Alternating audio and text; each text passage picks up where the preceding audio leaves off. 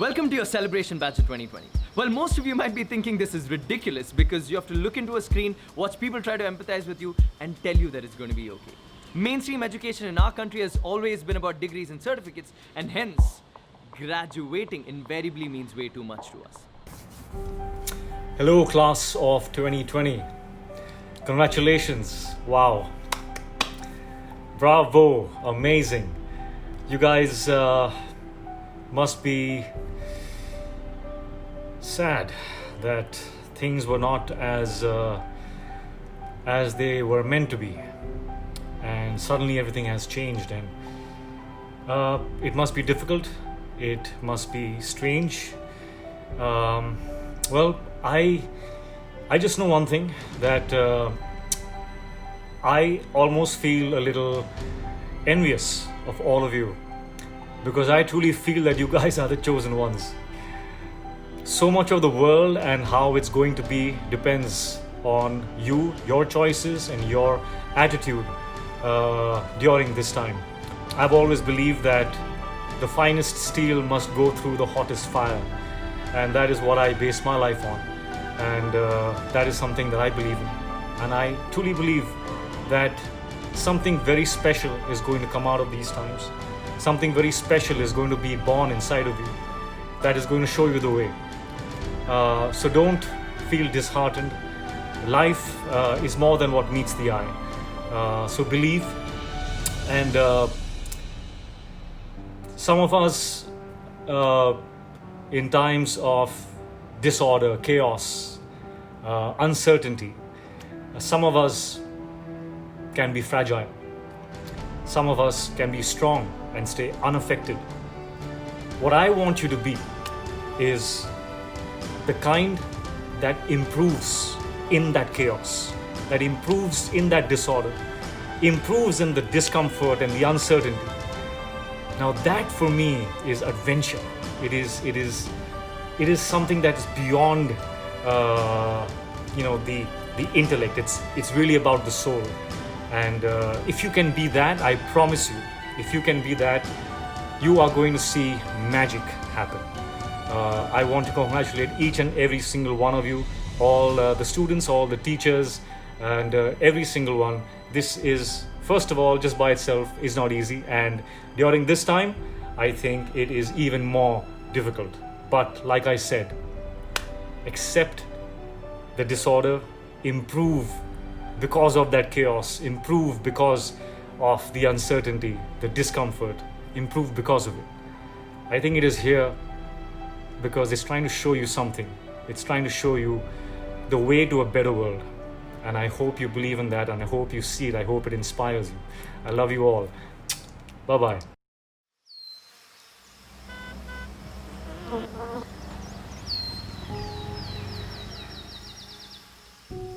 To all my dear friends, watching this in your shorts and boxers instead of caps and gowns, don't get me wrong, degrees and certificates are definitely important, but it can also get extremely restricting. Now here's the thing, right? Why would anybody put themselves through something that is so important yet restricting? To be honest, I'm just as curious as you are, so let's find out. Hello, class of 2020. Holy shit, you did it. Congratulations and welcome to the real world. Honestly, didn't think I'd be giving... It's not very good, I know. Everyone's feeling a little anxious because the whole world is going through a crisis. Wow, what a year each of you have had.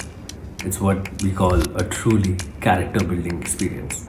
We don't know what we want. We don't know what we want because we don't even know what there is to have. Learn skills, equip yourself with ideas and abilities, apply yourself to problems all around you. Every problem is your employment. I mean, I was interested in studies, but I was equally interested in hanging out in the canteen and not going to class, even though St. Xavier's in Mumbai, where I went to school, was very strict about attendance. I was broke, first of all. I had no money. I remember not having 35 rupees to watch Dil Chahta Hai. I'm not discounting the power of learning. Getting a degree and getting an education are two different things. Just pass. That's all. Izzat rakho bas. Welcome to the real life. It sucks. And I don't mean to put any pressure, but your generation, wow, I feel old. Things are working really fine. We have competent leaders in place who know how to handle crises. We have a bunch of systems and structures that govern the world that are totally fair and free and equal for everyone. Nothing for you to worry about. Everything's good. Just kidding. We've low-key f***ed everything up. We messed up so badly. And we really need your help turning this thing around. Hey, the class of 2020. I'm Anupama Chopra, all the way back from the class of 1988. What's up, people?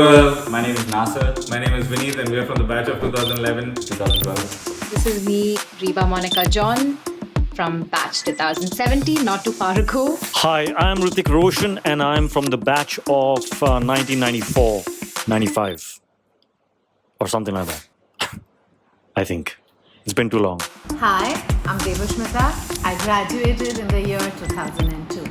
Hi, this is Armaan Malik from the batch of... Oh, wait. I didn't complete college. I'm Hrithik Kopekar, and I'm from the batch of 2004, which was a very long time ago. Hi everyone, this is Deepika Padukone, and I'm from the batch of... 2000 I finished school. And then... I have no idea.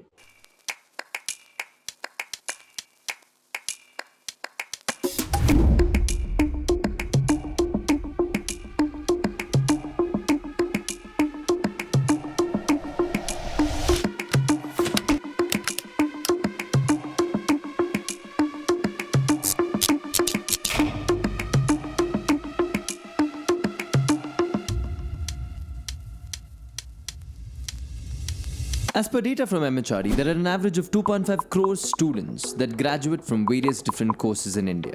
What shocked me when I saw this excerpt from an article published in 2017 is that arts is the most enrolled course in India. But of course, you remember, right? After your 10th board exams, you had to fill a form to choose a stream, and there would be chappals flying at home if you said you wanted to do arts. But graduating in 2020 is different, regardless of which stream you are from. Here's why.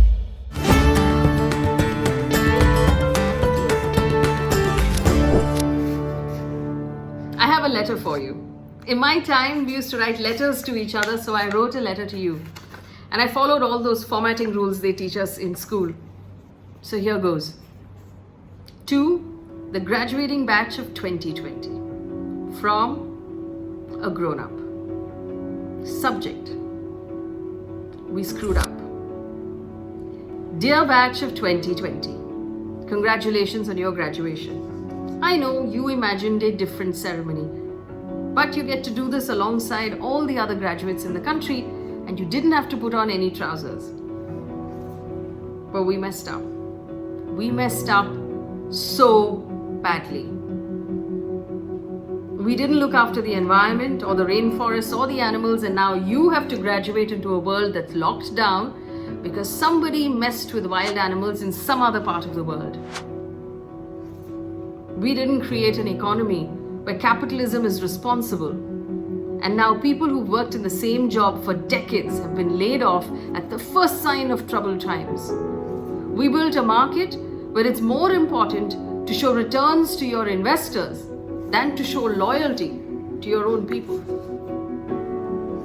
We didn't create a country where the resources are equitable, and so now people are having to walk to their villages because the cities and their employers didn't look after them. We didn't fight hard enough against racism and casteism, homophobia, gender discrimination, rape, or child abuse. We didn't demand more investment in public hospitals, and now we've run out of hospital beds in our big cities. We didn't take mental health seriously enough, and now we don't have enough therapists or infrastructure to save everyone who's feeling anxious, or desperate, or suicidal. We messed up. You know, when I was graduating, things were different. I was broke, first of all, I had no money. I remember not having 35 rupees to watch Dil Chahta Hai at Rex Theatre in Bangalore. I won't tell you how long ago that was because you can find out when Dil Chahta Hai released. But I had hope.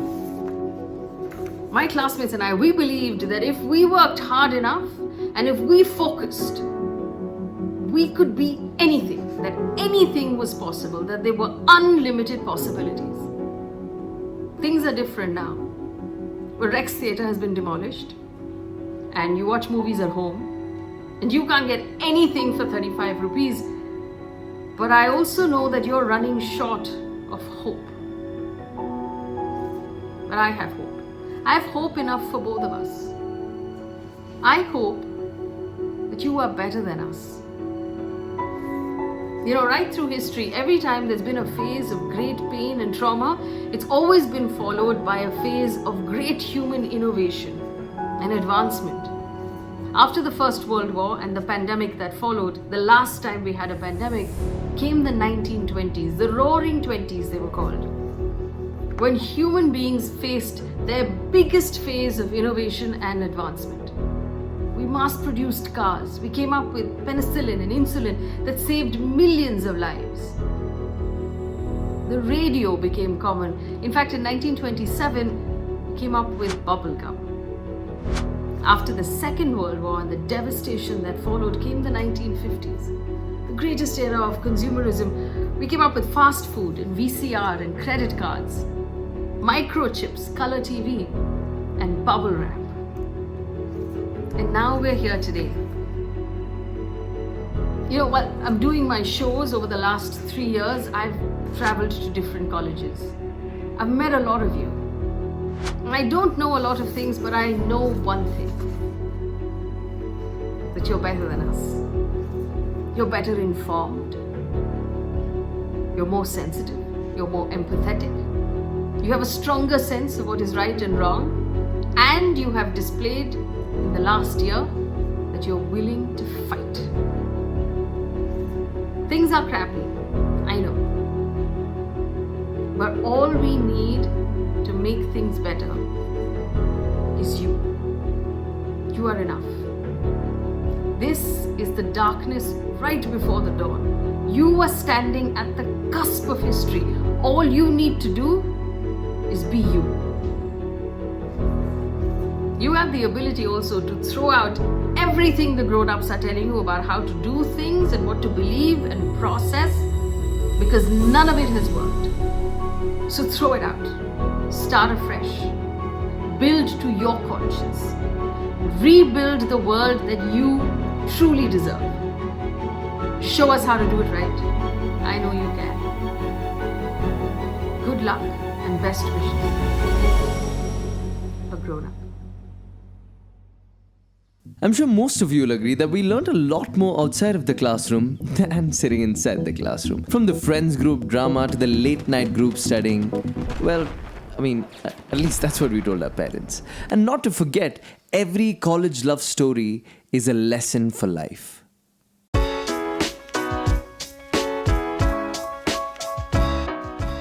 want to tell you about one of my professors, Faye D'Souza, who was my professor of English literature, and she actually changed my life.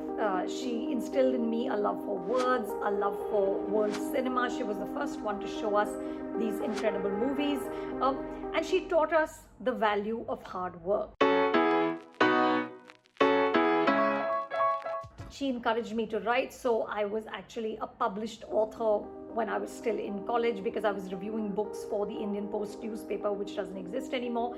But you know, it was all Eunice's sort of whip, and it was Eunice's encouragement, it was Eunice's inspiration. So at the age of 17, I decided to mute everything else and listen to my own heart, my own voice, and take a chance.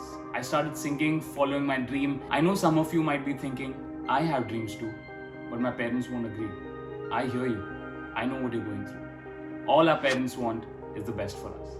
And they believe that traditional education, graduation from a good college, is best for us. My mom used to feel the same way for the longest time. But now when my mother looks back at all the discography, numerous awards, the billboard in the heart of Times Square, New York, headlines in newspapers, and everything revolving around my career, she definitely feels I've made her proud and done something meaningful with my life.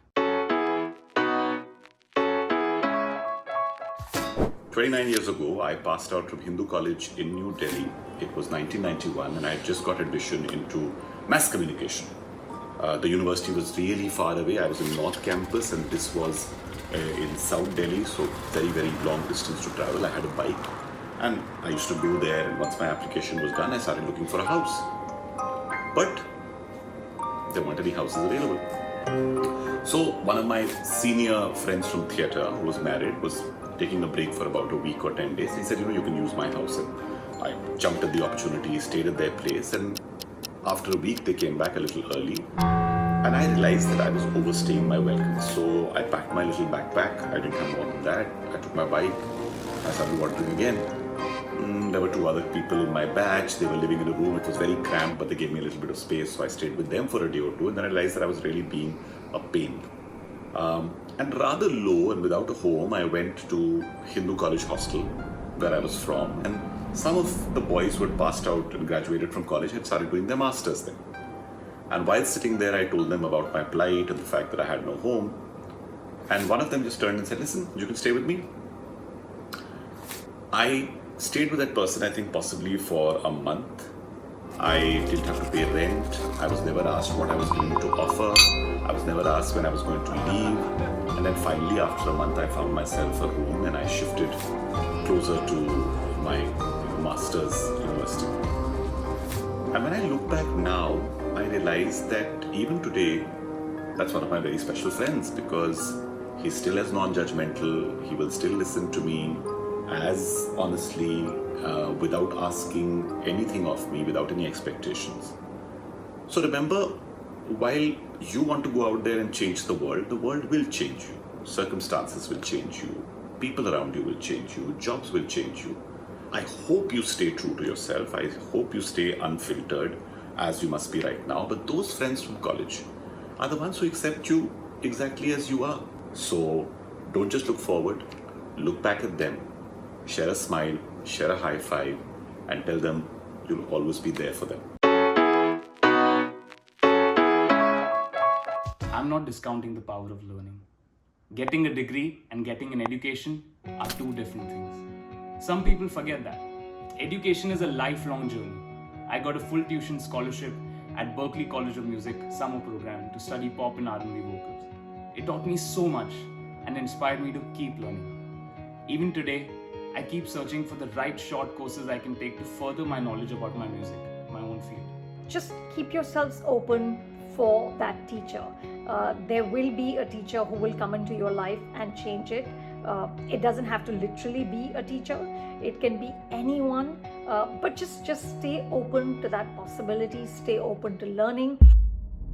I have to tell you my story too before we move on. I was the straightforward example of doing everything right in college, from getting the right score to represent college for events and even be the valedictorian. Now here's the thing, right? I come from a middle-class Malayali family, and obviously my parents were expecting me to get the highest-paying campus job and be the poster boy for Chawra Matrimonial. But I said, I want to do something on my own. But my parents heard it as, I'm going to ruin my life. The first year after graduation was hell.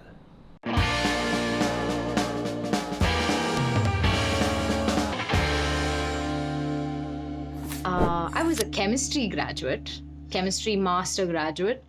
And if you ask me if what I'm doing right now, well, it's complete opposite of what I did in college. I'm an actor, I'm a model, I do films, TV commercials. So basically nothing close to chemistry. Maybe chemistry on screen, yeah. And if you ask me if that was what I always wanted to do, I would be lying if I said this is what I wanted to do. We did something a little offbeat. Basically, it was the journey of Black Eyes Crew for us. Yeah, so basically we freelanced a lot. We did a lot of shows for anyone who would pay us, and he would beatbox, I would dance. We had a crew, and we even tried out for like India's Got Talent. Yeah, we made it though, but then they wanted us to sign a contract, and that's when we realized if they want us under their reins, we have something bigger that we have to offer and it was a journey of entertainment for us. So what was just a playful thing of beatboxing, b-boying, and being part of jams and emceeing and stuff like that turned into a bigger form of entertainment. And then what we started, what channel? No? What is that channel? We're all confused. We've all been there, we've all done that. Most of us know what exactly we want to do. Most of us are still figuring out life, and it's absolutely normal. I didn't have this plan. This wasn't plan B. This happened. People think that it's a 1-2 step process, which is, you have passion, then go follow it. You have to realize that there's an entire process that goes with it, and we had enough time from 2011 to we started the channel in 2016. So it was a good 5 years of back and forth of what we wanted to do, and that's where parents came in. So, they did have a point when they said go find a job, but they weren't forceful. They said, cool, if you know what you want to do, make sure you try and make money off of it so that you can pay bills, and it worked out. But that's just one side of the story. Not more than 2.8% of India is out of school, and an even lesser percentage drop out of college. Dropping out is taboo, so much so that I can see judgmental uncles and aunties giving me death stares right now. The emotional pressure a student goes through to firstly take a decision to drop out is strenuous, and then justifying that to the rest of the world is even harder. That's a really direct way of asking me this question. Why did you drop out? Period.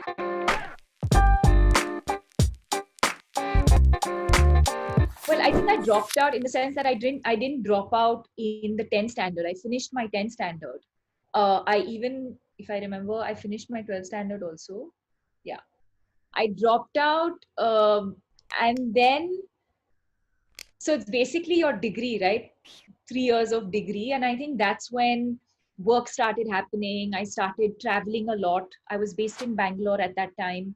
I started traveling a lot for work, modeling assignments, etc., etc. And I think I kind of used that as a segue into sort of saying, okay, can I not do the traditional going to college, and can I do IGNU? Education was never like a big part of.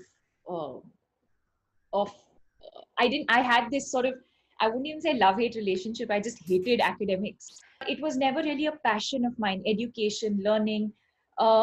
I always felt like for me, I could learn in different other ways.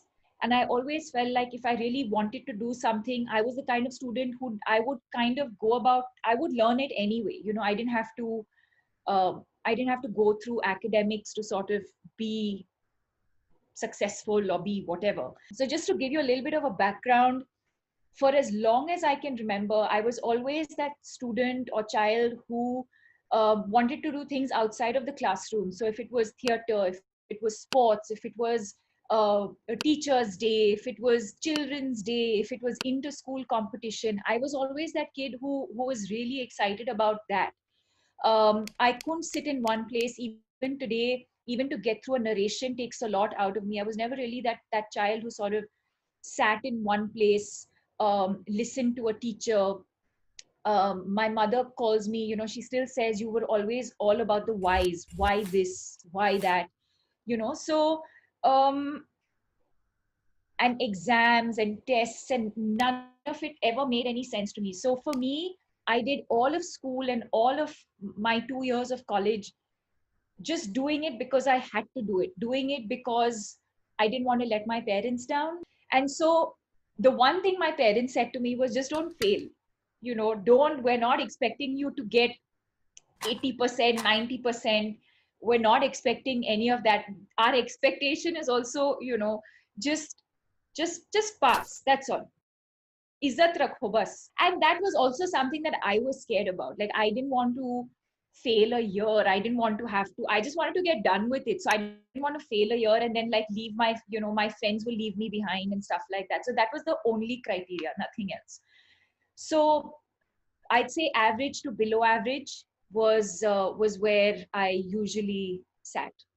How was the experience breaking this to your friends and parents? So as far as my friends are concerned, there was nothing to break to them because my friends are, my friends from school, and we kind of went to school together. They were, in fact, the brilliant ones. Some of them were always academically inclined, and some of them were just able to do both. They were able to go to birthday parties and able to travel and do everything and be naughty and do all of that and still get good grades. And there were some of my friends whose entire life was about coming first in class, and I didn't fit either of them. And so, and in fact, in high school, in fact, it got to a place where temporarily I formed a new set of friends because my friends were so busy being, head girl of the band, head girl of the school, head girl of something else. My friends sort of got really popular in school. They were really busy doing all of those things. I kind of got left behind because I didn't know what to do. I was also playing professional badminton at that time. So the little time that I did get was outside of school playing professional badminton. And I was never considered a bright student. So there was no like breaking the news to my friends about this. As far as my parents were concerned, I feel like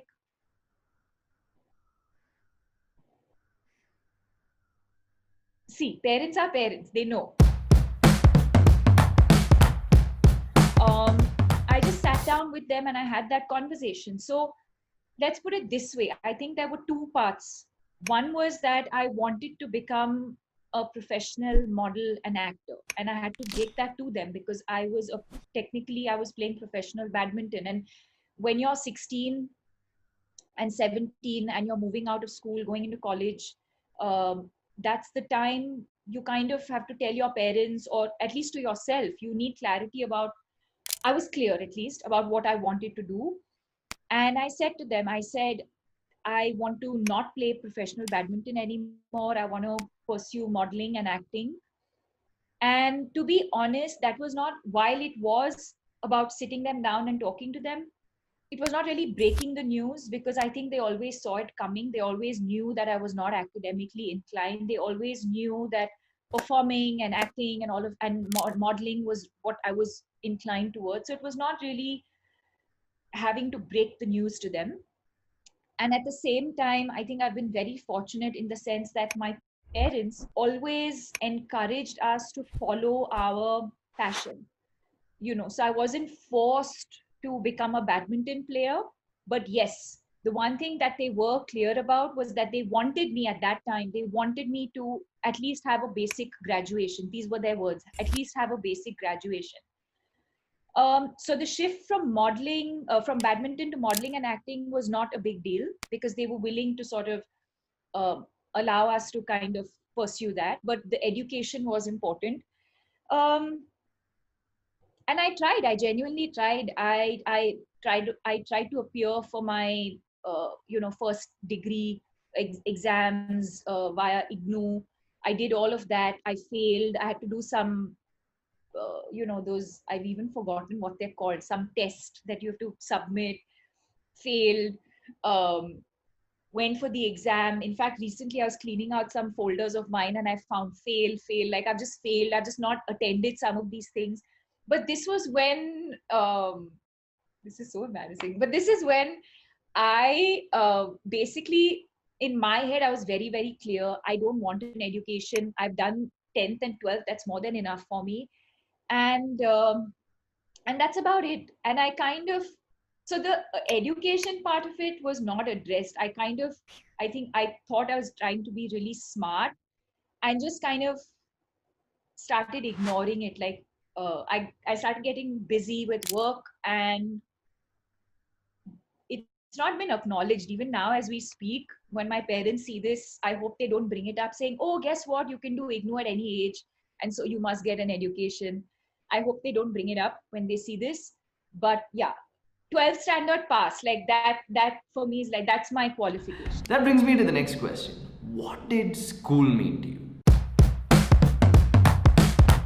Are there things that I've learned from school? Yes, 100%. There are most certainly things that I've learned from school, but it's not those tangible things. It's not those, oh, I remember on page 59 Shakespeare said this. But the culture of school, the culture of education, the extracurricular activities that we had in school. So there are small things like that, or small things that we were encouraged to do in school that I think I have far bigger takeaways from than actually what was in a textbook. 1.4 million schools, 227 million students. India boasts of one of the world's largest education systems. And I'm sure we share the same sentiment as to how impactful the current education system is. Come on, we're still learning how to write a formal letter in schools. But this has been the same across multiple batches and generations. Why does formal education exist the way it does today?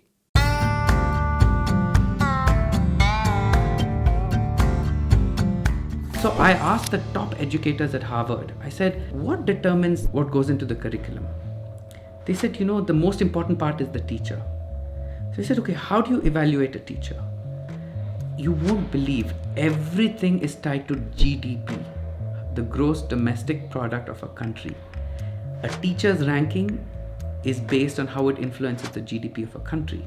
We're still thinking industrial terms. We're still thinking each human being has financial value, lifetime value of a human to the society. And when we think like that, what happens is we create a system that is so closed that when it breaks, it shatters. So, very quick history lesson. The way that most modern education was designed happened during the Industrial Revolution, when a bunch of factories were coming up everywhere, and these factories needed people to work in them.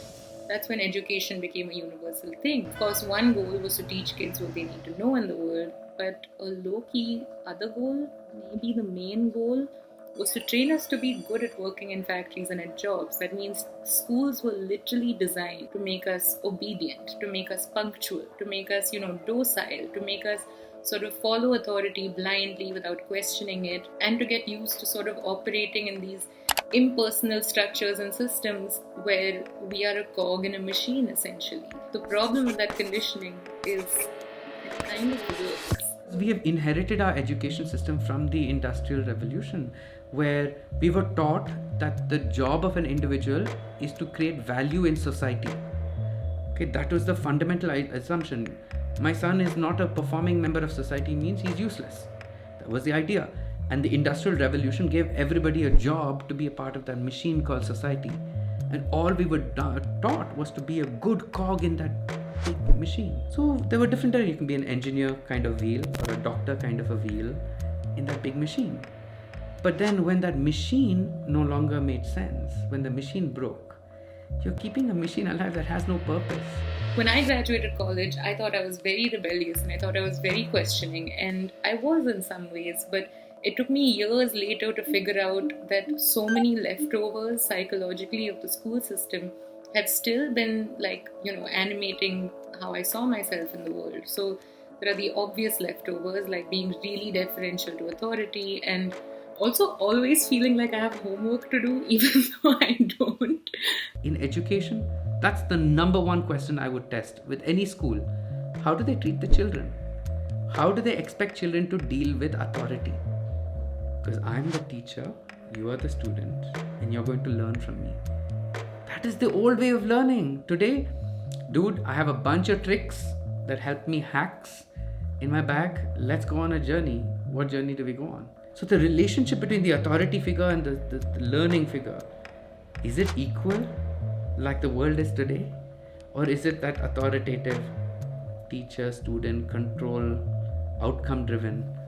And the problem is we can keep trying to fix a broken model that's designed on the Industrial Revolution. School teaches us to, take instructions from authority without questioning it. But in the real world, if that's happening, you actually get to say, so whether it's a government that you don't agree with, that is prescribing the way you should live, whether it's your parents who are setting out a series of levels for you that you don't think would make you happy, whether it's friends or partners, peer pressure, whatever it is that's making you feel like life is this templated thing and that you pass life by, hitting all the levels that everyone says you should, don't believe them. Remember that school was literally designed to make you not ask a lot of questions, to obey structures and authorities, and to not stir shit.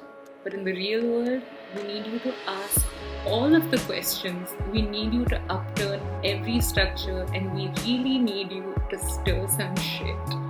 Education is just someone else's journey mapped out so you can learn quicker. It has pros and cons. The pro is it's more efficient, it's quicker.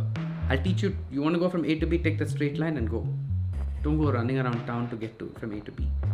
So that's the quickest, most efficient, money saving, time saving way of delivering information. But instead, if I put 2 points and say just take any route and measure it and figure out by walking up and down which one makes you less tired, or intuitively figure out the shortest route, and they're going to walk the straight line within a few minutes of experimenting. The way that school and college work is you prepare all year, you do a test, you go to the next level. You prepare all year, you do a test, you go to the next level. And you keep doing that. And your ability to sort of pass those tests and level up determines your worth, it determines your place in school. And so a lot of us come into the real world sort of still holding on to that structure of life, and we think that after graduating, what's the next step? You get a job, and then you do well and you get a promotion, and then you meet someone, you sort of get married, then maybe you do a master's, maybe you get another promotion, maybe you buy a house. And we feel, because school taught us this, that if we aren't ascending at the same level as our peers, going to the same levels as our peers, then we are literally failing, that we are being held back a class or a level. The thing is, the real world does not work that way, and that's something I wish I'd realized much earlier. Our worth is not in our ability to pass the same tests as everyone else and to be going at the same levels as everyone else. Sometimes our efficiency matters more, sometimes our ability to discover matters more. And a good education system teaches how to operate in both worlds independently and together. That for me is a good education. Life is a winding road, unlike school and college, which are sort of structured, ascent paths. And in the real world, you get to make your own path. You don't have to put your sense of worth in following the track that everyone else is following. In the real world, no one gets to fail you, because you yourself set the syllabus, you yourself write the question paper, you are the invigilator, you are the one marking the paper. And the only way to pass is to feel happy. Only 1 out of 10 graduates in humanities and 1 out of 4 graduates in engineering are employable. Scary? Nah, it's petrifying. Let's ask the real question. Does there exist an employable young India? I have no special talent, I am only passionately curious. That was actually a quote by Albert Einstein, and that's what I want to talk about today, curiosity. The qualities that I seek for are the fire in the belly, curiousness to learn something, and how comfortable is the person in their own skin. Because I think while college just teaches you, skills and education, it is these qualities that make somebody the person that they become. Curiosity is actually one of the most important qualities that you need to be able to thrive at Netflix. I remember when I was being interviewed, a question I had asked was, what will I be learning? I was told I can learn anything I want to do about the business or the world of Netflix. It sounded too good to be true. I thought that was just an answer that they just given me and they don't truly believe in it. It was only when I got here that I realized that they actually truly meant that. In my short period here, about 1.5 years, the amount of learning that I've had is nothing short of a post-grad experience. So yeah, curiosity really helps. It's a truly cutthroat world out there. The fact of the matter is that there's never been a more competitive job environment, never been a more competitive scenario as you guys are stepping out. But having said that, I can tell you for sure that as you guys go on your journeys and as you guys build your careers, make sure that you're investing in human relationships as you go along. Because let me tell you, 10 years down the line, 20 years down the line, 30 years down the line, it won't matter the bank balance, it won't matter the designation. What will matter are the people that followed you, are the people that were alongside you, are the people that vouch for you in that professional journey. What does this look like in practice? Number 1, ask a ton of questions. This is life-changing advice, to be honest. Just ask a shit ton of questions. Let's start with your interview. If you're being interviewed, don't just ask them, hey, what's the salary? Go a little deeper than that. Ask them about the business. Ask them about the various different aspects about the business. It'll help them understand that you have an inquisitive mind and are curious about a lot more than just money. Second is if you are presented with a situation that seems alien, approach it through the lens of curiosity rather than try and resist it. So that might mean, if you're presented with an idea from one of your teammates, yes and, don't yes but or no but. Try and do a lot more yes and. As you guys get into your lives, as you guys get into your careers, post-college and post-university, roll your sleeves up. Jump into every single experience and own it. And truly, truly, truly own it, in the sense that it won't matter if the job is big or job is small or job is menial. Because the fact is, what you're building right now are experiences. And those experiences are going to build you into the people that you are as you grow and as you mature. Never stop learning, whether it's about your area of expertise or any other area of your business or whatever. Just try and learn as much as possible. Things are changing too fast. It is your life and it's ending 1 minute at a time. Live for the moment, live for now. Because if you do everything that you enjoy doing, be it professionally, personally, you're never gonna regret the choices you're making. Remember that life is a marathon, not a sprint. And especially more so, the careers and the jobs and the experiences and what you do to truly fulfill the potential that you have in you is all about playing long.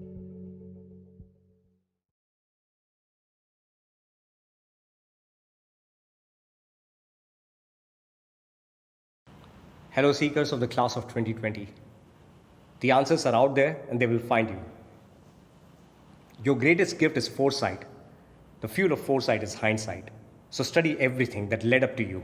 Not just social history, but the evolution of life, of human behavior, the big history of the universe itself. For the more you understand the past, the better you will course the future. The smartphone you're hoping to buy costs 2 generations of labor in most parts of the world. On the other hand, knowledge is free and it's yours to inherit.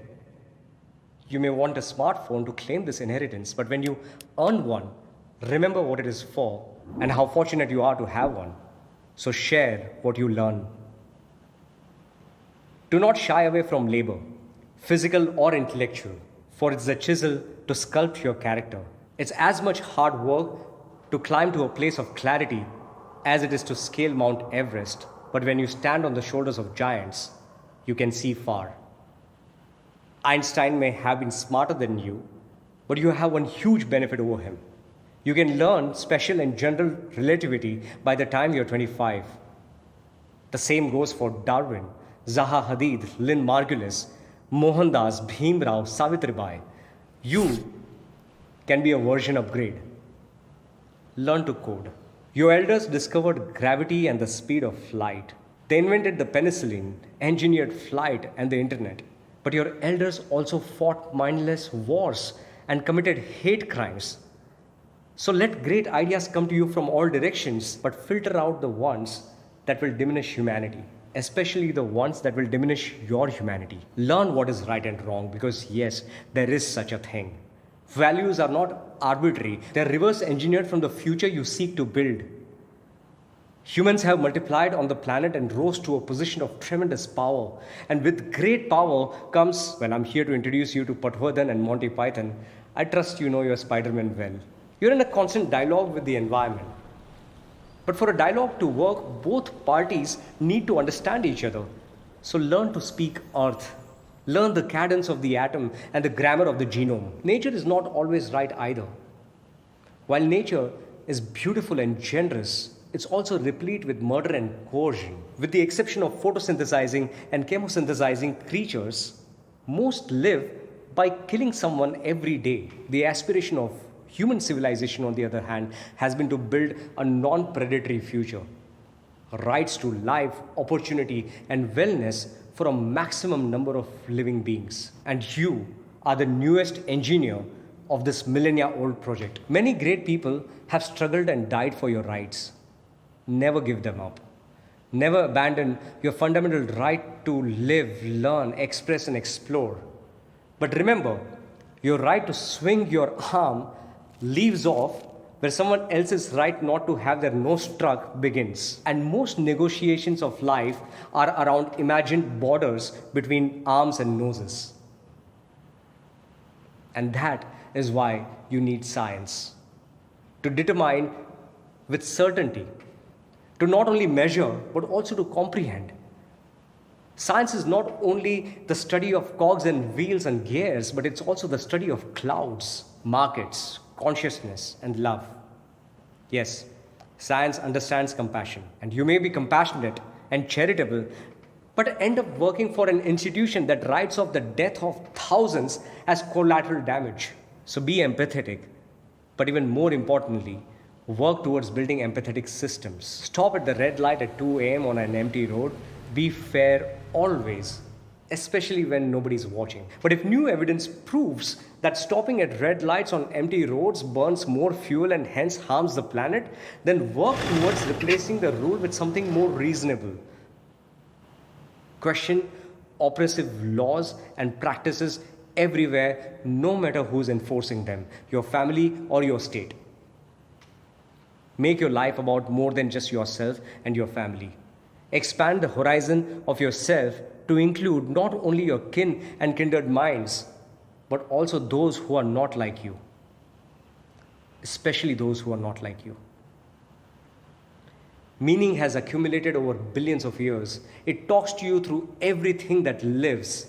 You may still need to invent yours. Equip yourself with tools of thought, words, images, and concepts. Read Wikipedia every day. Use Google Scholar to search. But more importantly, read the dictionary. Words are records of beliefs and lived histories. They are arranged in order to make meaning medicines and weapons. Read the meanings of words white and black and see if they can be interchanged. Organize your ideas in neat categories and boxes, but do not start living in them. Life emerges from a continuum of chaos and order, transience and permanence. Paradoxes are an invitation to synthesis. So play, connect dots, solve jigsaws, draw doodles. Don't worry about unemployment. A new world is being built. Learn skills, equip yourself with ideas and abilities, apply yourself to problems all around you. Every problem is your employment. And above all, remember that truth is attainable and truth is useful. But Anto, that's not the problem. We missed out on our last few days and there's nothing that can replace those last few days. I hear you, and it's completely true. But that's the thing, right? Either we can let that moment control us or we can get past it to see what's on the other side. And here are some tools for you to reboot from your discomfort.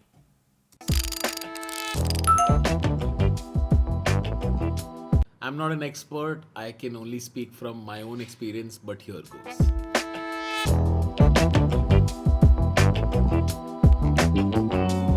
The ability to really be alone. When I say really be alone, I meant not physically like sitting with someone or so you don't need to be with someone. What I mean is really be alone in your mind. We live in a world right now where stimulation is everywhere. There's phone, there's computers, there's television, there's radio, there's people, there's books. Everything is far too accessible. So what I would do often at peak depression phase was, and it's something that a lot of people recommended, is just keep my phone away, sit on my balcony every day, or at least try to. Because our brains are childlike, our brains are stupid, our brains run amok a lot. We like to worry, we like an instability, we like conflict, that's just human nature. Our brain likes that. So the brain goes to weird places and the brain often lies to you. And it's your job to catch those lies. It's your job to make sure that your brain doesn't waste your own energy and time and emotional effort into things that are not useful.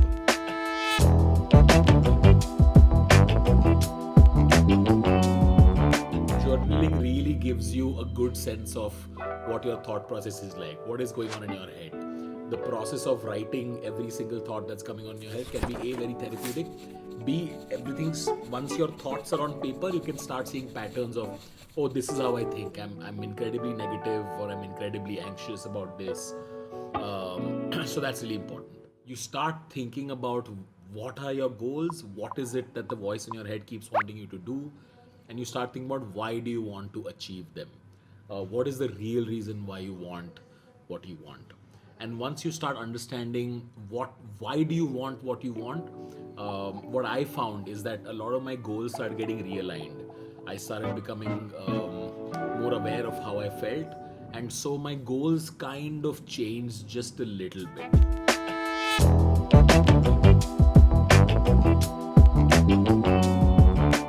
Sleeping, eating, smoking, sleeping again, that sounds like a routine, but that's not what I mean.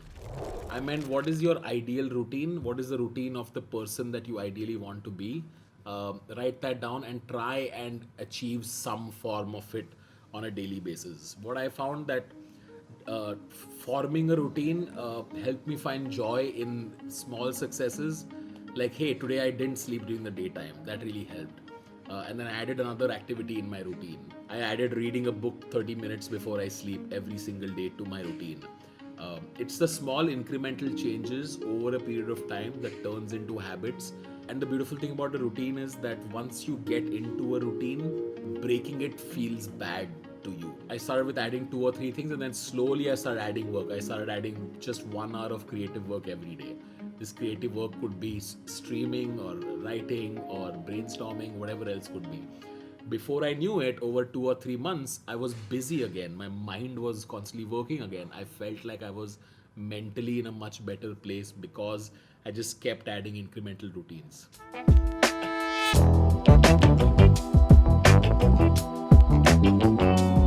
Anxiety often is your brain living either in the past or living in the future. Your worries are often things that happen or things that you think might happen but might not necessarily happen. And living in the past or in the future is just such a colossal waste of time. So I stumbled upon this thought that your mind often lives in the future and the past, and that helped me realize that, oh, this is what my brain is doing. So every time my mind would start wandering into a bad place, I would catch it saying, hey, you're doing that thing again where you're either living in the past or in the future. Don't do that.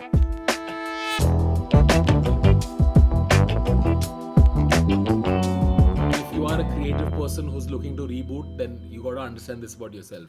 A lot of creative people, we are sprinters. It's like a high intensity workout where for X period of time we run really fast, a lot of creative work happens. It is important to take time after that to just sit and breathe. I was reading some neurology things where it said that the brain often when it procrastinates joins the most random dots and a lot of creativity comes out of that. I've used this to procrastinate a lot. I don't recommend it, but I do think that time off is incredibly useful. In my 1 year of paralysis, at the end of it, I discovered live streaming, and it took me from 0 to 1 because I think of that break. If I didn't have that, I wouldn't be able to recognize this whole new world that I've managed to enter. So yeah, sprint, relax, treat your relaxation period as a time to relax. Don't kill yourself over it.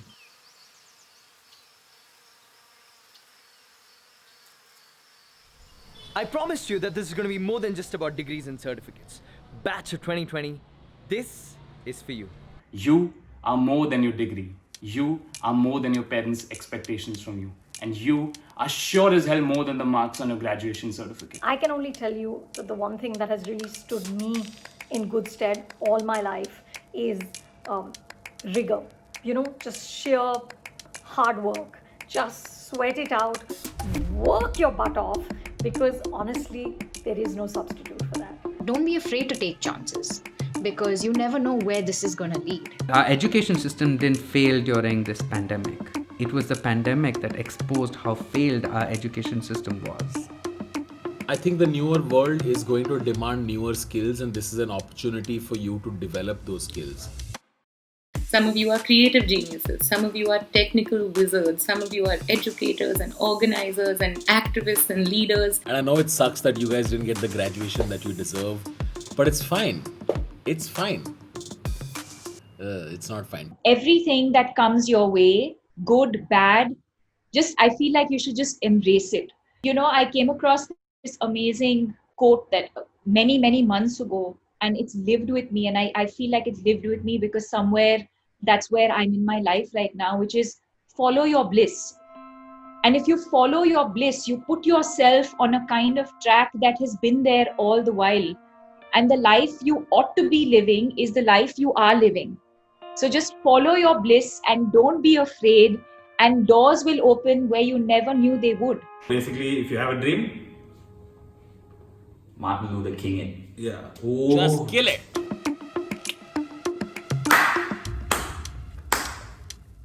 High five.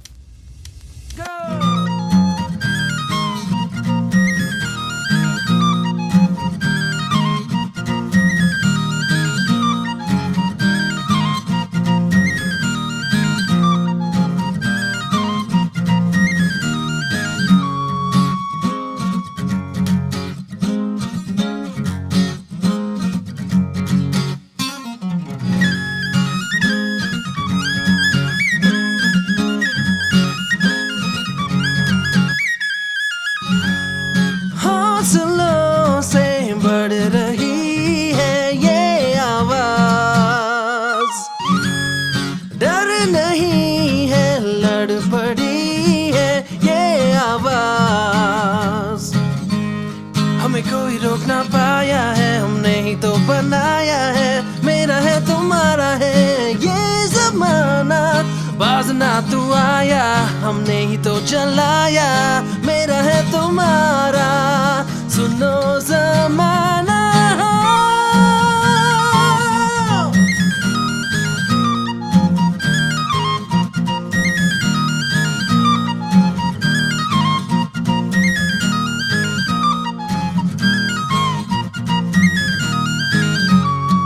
फासले तय कर चुकी है ये आवाज, अकड़ रही है, झगड़ रही है ये आवाज। ना कोई बहाना है, एक आशियाना है, मेरा है तुम्हारा है ये जमाना। क्या नया क्या पुराना, ना मिलेगा दोबारा, मेरा है तुम्हारा।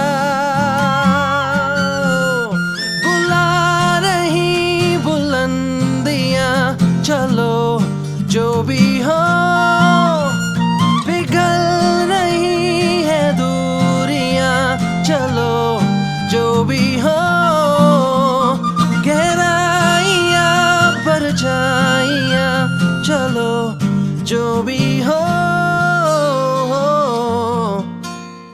आवाजों से आजाद है हम।